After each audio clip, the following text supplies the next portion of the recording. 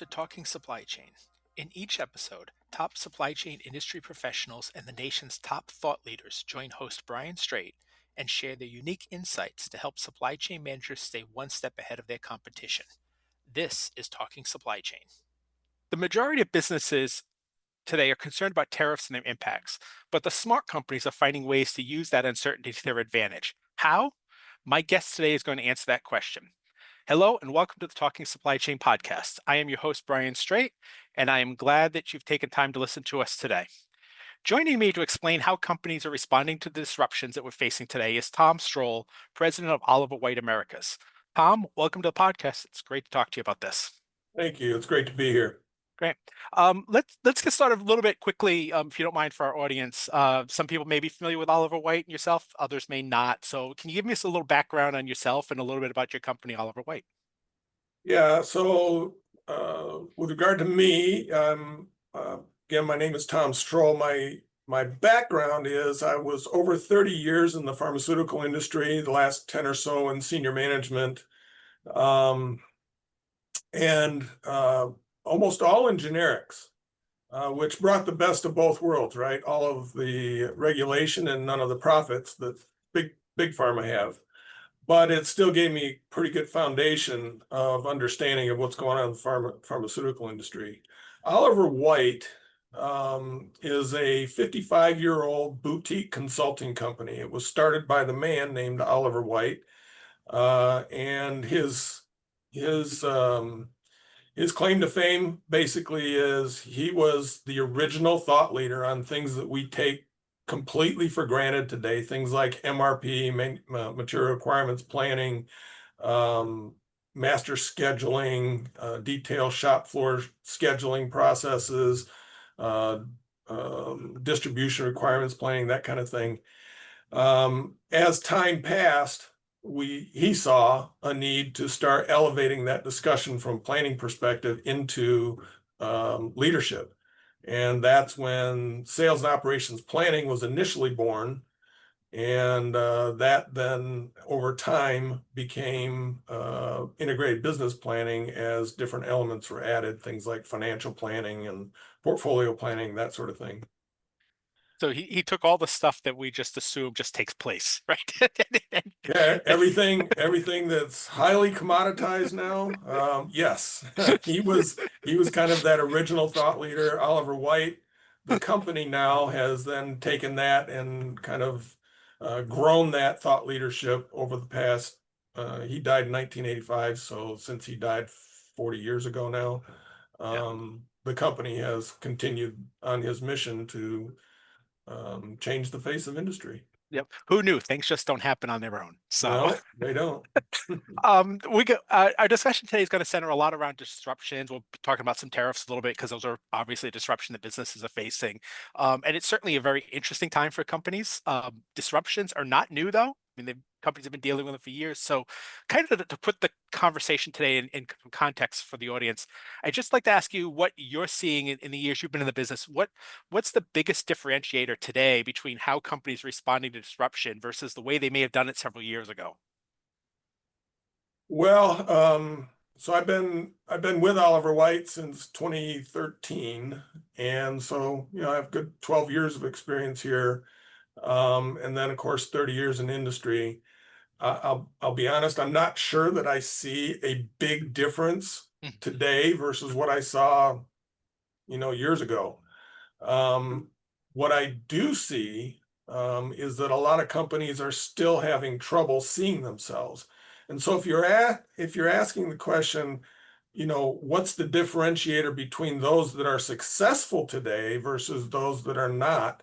Um, it's those that have good, solid, robust planning processes that filter all the way up to the executive level of the organization. If they have good planning capabilities, that is a competitive advantage for them.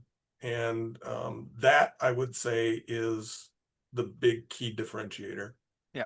And that may tie into this next question. That maybe that is the answer to this next question, in fact, possibly. But yeah, as you guys talk to companies, you talk to a lot of companies, you talk to a lot of different industries and a variety of industries. Yeah, I think you get a nice perspective there from different how different industries are handling the tariffs and the trade uncertainty that we're dealing with. So, but do you see across the board, are there any patterns that emerge in how sectors of the economy or the sectors of the supply chain are handling the tariffs uncertainty these days? Are any of them doing it better than others? Again, you're right. I kind of answered this question before you A little asked bit, it. yeah. Um, uh, but but I would say that it's not really sector specific. Okay. We see companies that do not have good, robust planning processes, good integrated business planning capability, they struggle. They struggle a lot. Those that do are creating a competitive advantage for themselves. Mm, And so I wouldn't say it's sector or industry specific. It you have a range of capability within pretty much every sector and every industry. yeah. And we see that, and we see it all the time. Yeah. So as you kind of hinted at here, some sectors are doing better. Some companies do better than others with the current environment. I think companies in general, right? They always react to what's taking place, and then but they don't proactively plan for disruptions and change. And I know you don't know what disruptions may come, right? But why? I mean, there is planning that can be done. So why, from your experience, do companies, so many companies, still rely on the reactionary response to disruption as opposed to proactively planning for a disruption? Well, there's a couple of things that I would say to that. You're talking about the dynamic of reacting versus responding. Mhm. Um, Okay. that's how we talk to clients about it. Um, and the the simple answer is it's hard to stay disciplined. Things change quickly, and discipline processes tend to break down when things are changing so quickly if you don't have a robust capability to manage your planning process and manage your data. Mm, Data, the number one problem that we see with clients is that their master data is a mess. And, in an ever-changing environment that we're in, keeping up with your master data and making sure that it stays accurate all the time, is a very, very difficult thing, but it can be done. But it does require significant amount of discipline. I would say the other thing that kind of tends to cause breakdowns in discipline is transparency is not easy for people, right? And IBP, integrated business planning, is the most transparent process you'll ever see. You can see with a robust integrated business planning process, you can see everything. And we call it seeing yourself. And in order to be able to see yourself, has to be transparent, and that's difficult. Um, but all of that kind of conspires to it's hard to stay disciplined and be able to respond versus react because you can see yourselves clearly and respond to change either as it's happening or getting out in front of it and responding before it actually has a material impact on your business. yeah. And sometimes seeing yourself, right? I mean, we do this in our own lives and our personal lives, right? Sometimes you look in the mirror and you say, you know what? Yeah, I could lose 10 pounds, but it's not a big deal, right? Same way with businesses, I think sometimes maybe they look and see some of the things and they don't really like what they see. So it's easier to kind of let's set it aside and not deal with it. Actually, we use that analogy quite often when we're talking with clients, right? It's very similar to that whole weight loss dynamic. There's a huge industry out there that thrives on that, and yes, it's very much the same, Yeah. right? Yeah, it's difficult sometimes to see yourself, and I think that's always something about great leaders is that they have that ability to see themselves, see what they can and can't do, and acknowledge that, right? And not hide the fact that I can't do this, but I'm going to try to do it anyway. Yep. Yeah. So, we talk about planning and some of the disruptions and things. Even before Trump won the presidency last year, there was renewed interest in nearshoring and onshoring, coming out of COVID, especially. We've seen a lot of this year. We've seen a lot of large announcements around domestic investment in recent months. Although I've talked to some people who have suggested that some of those announcements won't actually come to fruition when all's said and done, because they just kind of, hey, we plan on doing this, and then things will change, right? I mean, things will change in the environment, and they shift the direction of the way they go. But want to ask you kind of what you're hearing on the ground. What's the reality of taking place as far as reshoring, nearshoring? What when your conversations, what are you hearing that is the reality? Well, I definitely think that nearshoring is happening. Um, and, you know, is it happening to the levels that we're hearing numbers get thrown around and they're kind of changing every day and it's Yeah. very fluid? Um, I guess time will tell, right? But I don't think that there's any doubt that it's happening. Mhm. And there's a couple of reasons why it's happening. One is simply because of the tariff situation. Companies will look for ways to maximize profits and minimize cost, and tariffs now are part of that cost profile. So there's that. But there's also at least a couple of sectors, AI and pharmaceuticals being the two primary ones. You might throw technology in there too. Um, there's a national security implication to some of this, and I think that the importance that's being attached to that national security element is real, and we are seeing a lot of movement. It's very real.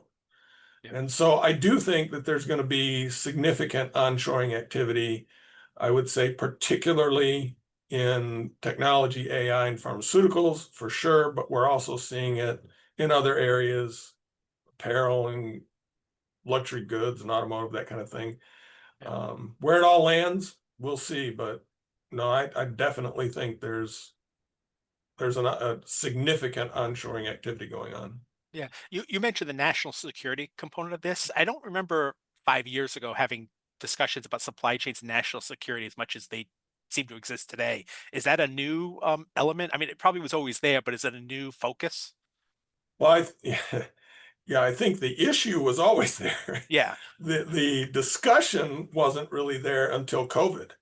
Gotcha. Once COVID hit, and suddenly these long supply chains that were stretching to China and Southeast Asia and India and that kind of thing, these long supply chains were severely disrupted, and there was a lot of geopolitical issues going on around all that.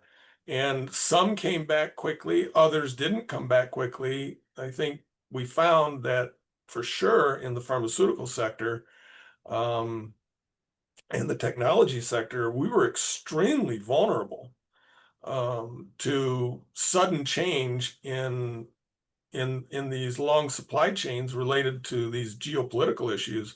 And I think that realization has caused a fairly significant change in some of these Yeah. activities. Okay. Um, You've talked, obviously, disruption tariff's been part of this conversation today, but I want to get kind of to the meat of what we started out conversation, which is the planning concept here, the integrated business Yeah. planning. And we'll get into that. So, I mean, you believe obviously that businesses need to have plans in place to deal with disruption tariffs, whatever the situation may be, right? But you've worked with some organizations that, despite what's going on right now, they're thriving, even in the midst of all this chaos that seems to exist around them. So, can you share some of the secrets of what those companies do, what these best in class companies are doing to thrive during this time?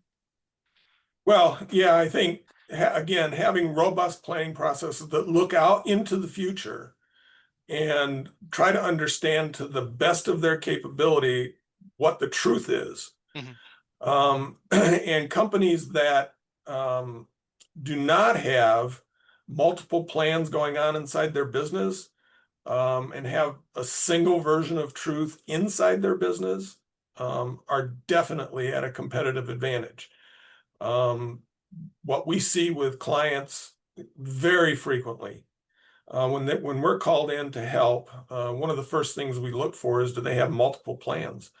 And when I say multiple plans, it means demand has a view of the world, and supply has a view of the world. They don't necessarily align. Finance has a view of the world that may not align to either one of those two. The portfolio management process may be off in a you know a closed smoke-filled room someplace, and nobody really knows what's going on.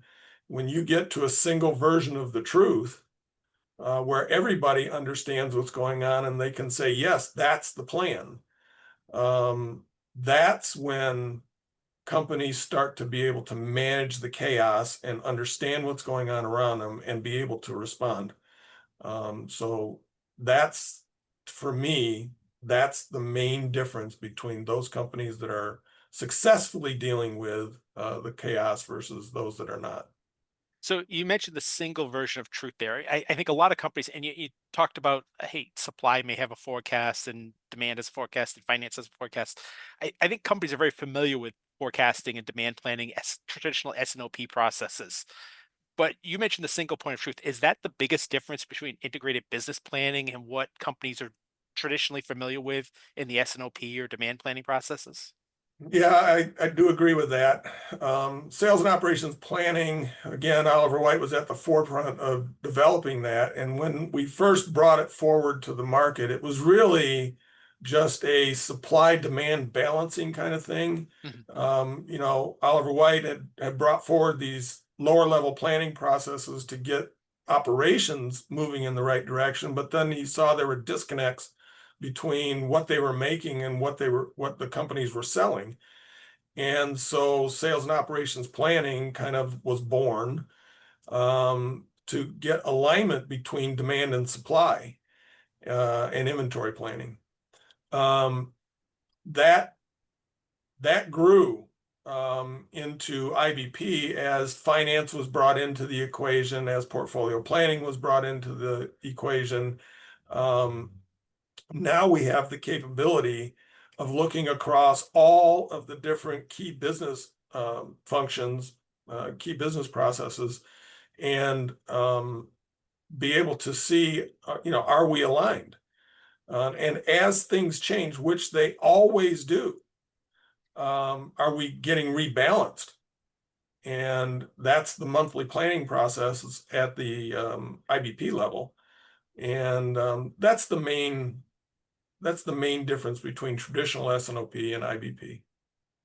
Can you try to illustrate for the audience? Maybe is it possible? Maybe you can't share specific clients, but can you share any real world example? For instance, maybe one of your clients and that went through this kind of cross functional alignment through an IBP process, and how it may have helped them or either mitigate or avoid a big disruption. Yeah, yes, I can. So when I was still consulting, before I became president, um, I had a client that was, the typical sort of client. They had very, very low capability in terms of forward planning. It was basically, what are we shipping today and tomorrow, and what does the demand look like today, and what's it look like tomorrow? Very little capability of looking into the future and seeing what's coming. Very low capability in terms of demand planning, supply planning, um, portfolio planning, all of those key planning functions. Very low capability. Um, Oliver White came in, helped them develop their processes, get their people educated, and began developing their capability. And we ultimately certified them. I believe it was 2019 we certified them. And then COVID hit. Mhm. And, the biggest disruption probably in the history of manufacturing hit, and maybe second only to World War II, but it hit, and caused just massive disruption across industry. And, did they feel the disruption? Absolutely. Absolutely. Was everything perfect? No. But were they able to cope better than their competitors? 100%. They were able to cope with it better than their competitors, and they actually gained market share. And through that time, and when COVID, when everything kind of reemerged from COVID, they were in a much better place than when they went into it. Again, doesn't mean they didn't have disruption, doesn't mean that they didn't have supply problems, doesn't mean that customer demand was flying all over the place. It was, all of those same things happened to them, but they were just better able to cope because they were making decisions based on what they knew to be true today and were able to adjust as things changed. Yeah. Yeah. Again, going back to that planning, right, and being Yep, prepared, kind of thing. being prepared. Yep. Um, I think there's some people out there when you talk about integrated business planning, there's some people probably don't fully still understand what it actually is. And there's companies that probably have tried to implement it and then abandoned it, right? I think you talked about this a little bit earlier about like seeing inside yourself, right? As a big part of it. So I want to ask a two-part question on IBP, and that is, why is it that some companies struggle to implement it? And how do you get past those challenges so that it can be implemented and be beneficial to the organization? Yeah, so it kind of goes back to the question you asked about S&OP, and its relationship to IBP. Hmm. Many companies um, look at the problem and they say, well, we need S&OP. And so they implement supply and demand balancing. Well, supply and demand balancing is happening at the middle management level for all intents and purposes. You have middle managers from demand and supply that are working together, excuse me, that are working together, and they're trying to create some balance between the supply and demand equation. Um, the difference and what makes companies be successful versus struggle is senior management. We've seen countless examples when senior leaders try to delegate integrated business planning to middle management. It never works.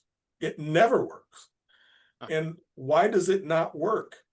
It doesn't work because integrated business planning, above and beyond all else, seeks to operationalize the business strategy. Well, middle management doesn't own the business strategy. Senior leaders own the business strategy. And operationalizing that strategy requires a connection between execution and strategy. And so the the number one reason why I think companies struggle is because senior leaderships are not engaged. Senior leadership is just delegating it down, and they're not engaged, and yeah. they can't connect to strategy. Yeah.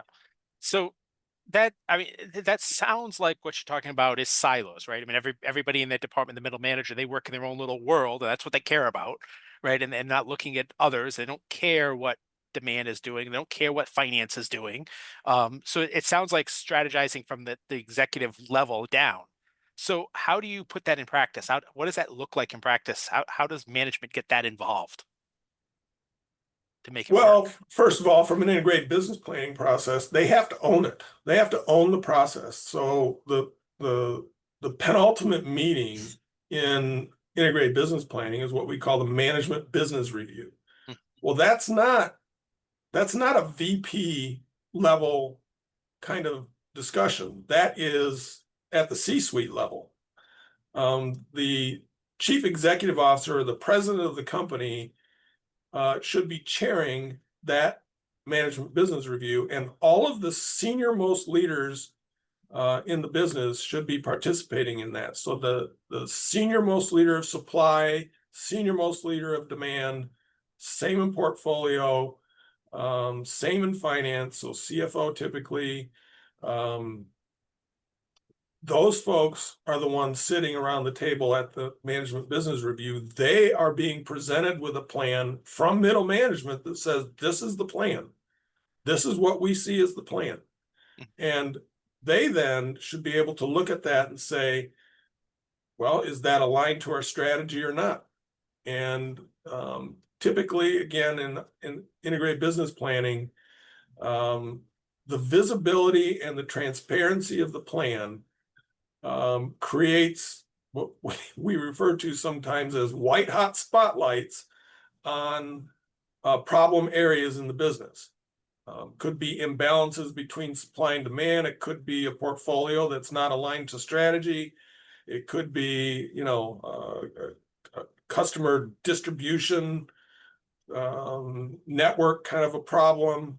But these issues that are not aligned to the business strategy tend to pop out and become extremely visible to senior leaders when they have one version of the truth that they can all gather around the table and look at.